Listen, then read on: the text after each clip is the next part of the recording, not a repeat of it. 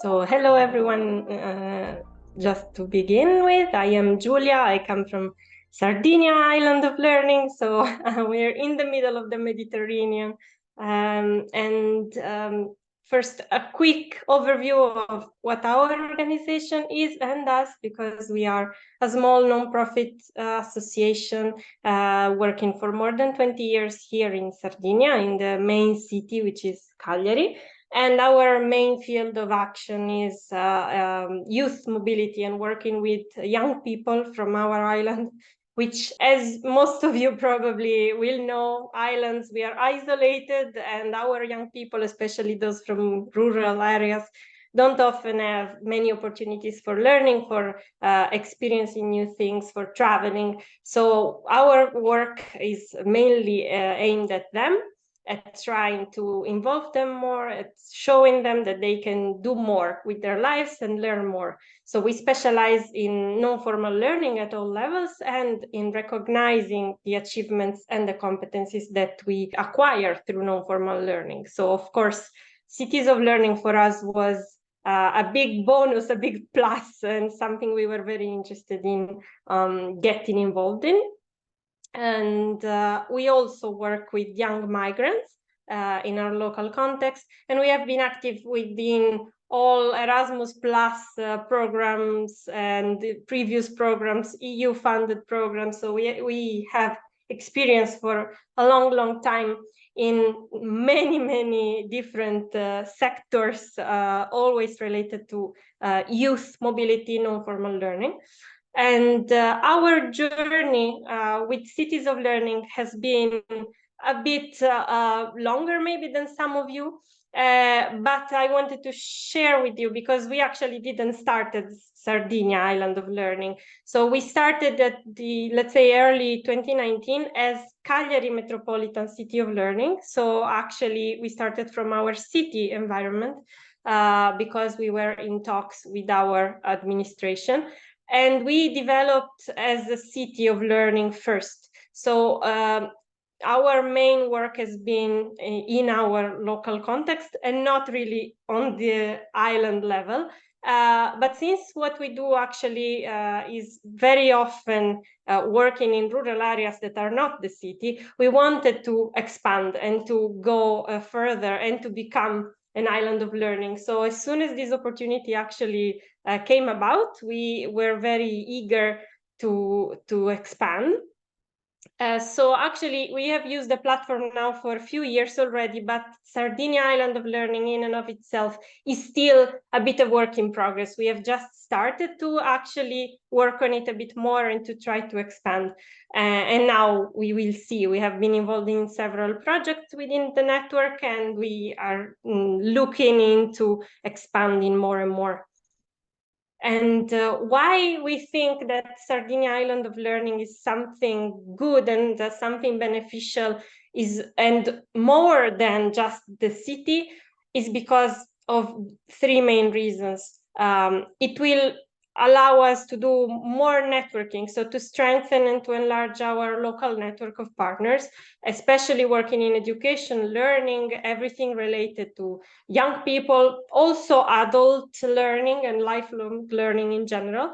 But we really want to expand our pool of local partners, especially because, as Monique was saying, our islands are small, so we don't have a lot of people, we don't have the big city or big region potential sometimes. So we really need to go and look for more people that are interested in joining us. We also think that expanding to the region or island will help us in gaining more recognition. So this is a very flexible tool that we think is very flexible to recognize all the competencies and achievements in non-formal learning. And we really think that having a bigger audience and raising our voice a bit more will help us with getting these competencies recognized more. And then, of course, reaching more people means giving more opportunities. And we think that within the network, we have already been able to actually give opportunities for learning, for exchange to a lot of young people, and also to a lot of adults, teachers, educators, trainers. So, of course, expanding for us means also offering more. And we are eager to go on with this. I wanted to share a couple of examples that we think are, or we think of as good practices, let's say. One is this one, Monumenti Aperti. It means open monuments. It's a big festival that happens each year in Sardinia, and actually also in other parts of Italy. It expanded through the years.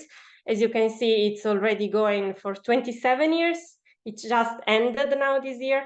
And it's the partner that organizes it is one of our biggest and strongest partners. They were using badges before we came along, and now they are really on board with this.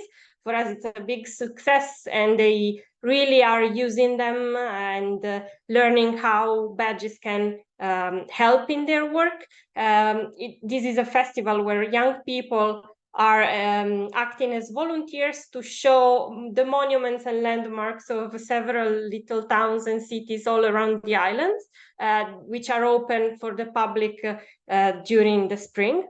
And it's a really nice event, very big. So this helped us to reach out to a lot of people whom we'd have never reached otherwise. And another thing that I wanted to share is another festival that actually is completely different. It's a small festival that was moving between different towns. It was a community building project about getting back the common spaces, the public spaces for the local people. And all the youngsters living in these very, very small towns, which are not a lot, because of course, from small towns, young people tend to go to the cities or go abroad. But the ones that were still there worked as volunteers to organize this festival, and we used badges to recognize their competences and learnings.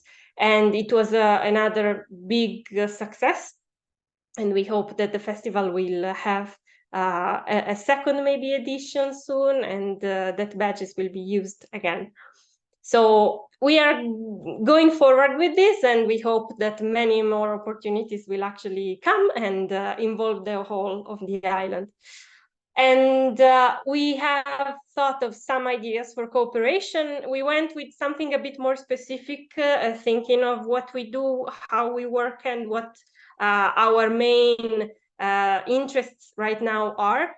So one of our main goals is always to promote youth exchanges of any kind, in person or virtual, to connect young people from different islands, to talk about common issues, common problems, and possible solutions, maybe, to offer them an opportunity for growth, for learning, for exchange, and especially with islands such as Curacao or Cyprus. They are actually very far from us, also geographically, and the culture can be very different. So for young people, it's a very good opportunity for learning.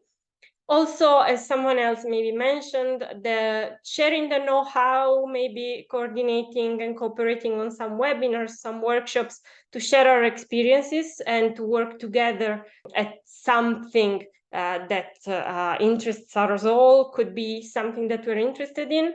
Working on some common issues that affect us islanders could be something good for us. And then something a little bit different, maybe we are experimenting a lot recently with esports in youth work. We have an esports club that has been going on for a while, and one methodology, let's say, that we experimented with already has been to do tournaments between different countries. Also within the network of Cities of Learning, we've already started to do some. So if any of you have interest in also working on this maybe weirder, maybe less common aspect, we'd be also interested in trying to share something about this. So the use of gaming and the games, especially video games in youth work. and maybe share also some, tournaments, moments, and see what our young people can do together online. So that's what we can say. And thank you all for your attention, and I hope that we will cooperate